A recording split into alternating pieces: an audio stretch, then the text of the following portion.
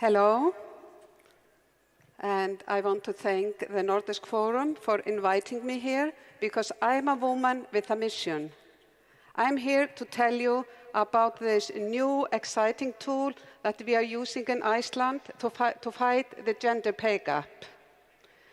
Women in Iceland celebrate the 24th of October. On that day, in 1975, over 50,000 women all over the country went on a day strike and demanded action. When I say 50,000 women, that's quite a lot, because at that time we were a population around 217,000. So half of the women that lived in the country at that time went and marched for equal pay. This women's strike was a turning point for the feminist movement in Iceland. It was the day women came together and demanded to be recognized equal in society and on the labor market.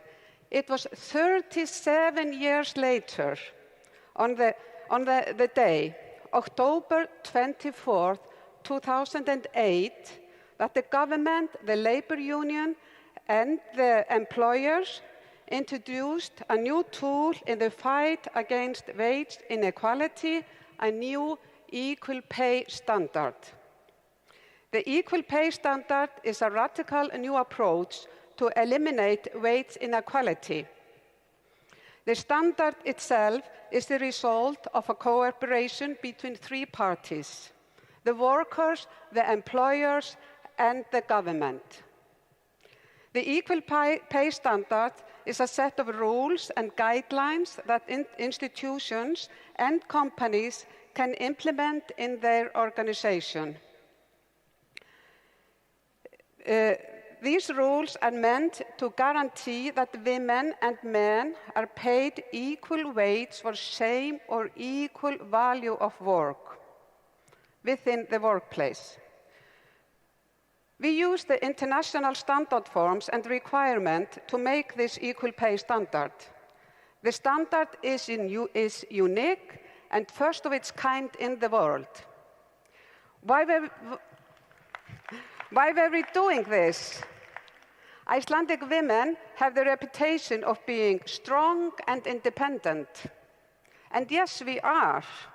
Our small population of 320,000 people today, we have produced several extraordinary role models.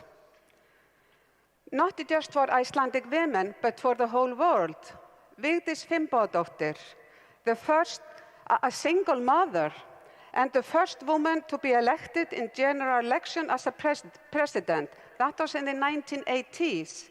And then we have Björk, the singer-artist, environmental activist, just to mention few of our role models.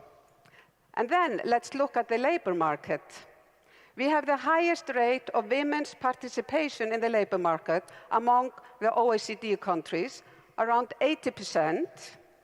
On average, women work 37 hours per week, plus the unpaid work we do, taking care of the families.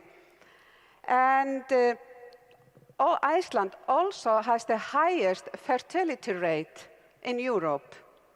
We have 2.1 children per woman, and 60% of those that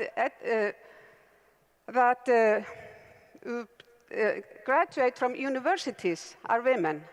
So, even though the situation in Iceland for women is quite good, comparing to our sisters in other parts of the country, there is one thing that we are not proud of, and we cannot be a role model for other countries, and that is the gender pay gap in Iceland is far too wide. According to all statistics, the gender pay differences, both in private and the public sectors, show that the gender pay gap is anywhere between 7 and 19%, depending on the method used. And this is a fact we cannot deny. We have passed legislation after legislation guaranteeing that men and women should be paid equal wage for equal work. Yet the pay gap remains. And in Iceland, to our horror, we found that after the financial collapse of 2008, the gender pay gap was in fact growing. Something had to be done. Legislation had not worked, education was not working, awareness campaigns have not worked, so what could we do? We turned to the tools of the bureaucrats, the technical, and so many people say it's quite boring, but the technical world of the international ISO standards. The collective agreements in 2008 between the labor union and the employers in the private market included a special protocol was calling for the development of a certification procedure in regards of a wage equality policy. At the same time, a similar interim provision was added to the Gender Equality Act by the Ministry of Labour and the government. Why do I stress this point? It is because it's the basis of the result of the project and the fact that it is a success. This collaboration between the three parties, government, workers, and employer is vital. The social dialogue and the consensus that took place during our work. I was involved in this project from the beginning for the workers. I think none of us that participated in this learning process, as I prefer to call it, could ever have imagined it would take as long time as it did. It was on June 19, 2012, that we presented the standard, and it was published in its final form in December the same year. Yes, it took over 4 years, over 100 meetings with some intervals, because we did not always agree. We had our disagreement, but we always came to a consensus that we all could agree on. Well, I don't have time to go into the technical details of this equal pay standard, but I can tell you what the standard can do. When companies have fulfilled the requirements of the standard, they can ask for certification that the company pays equal wage to its male and female employees. And when a company receives this certification, they can advertise it to their customers. Just like companies and products can be certified green or certified fair pay, now they can be certified as being equal pay. Are we on the right track with the equal pay standard? My answer is yes, we are. Lots of things are happening right now regarding the implementation of the standard.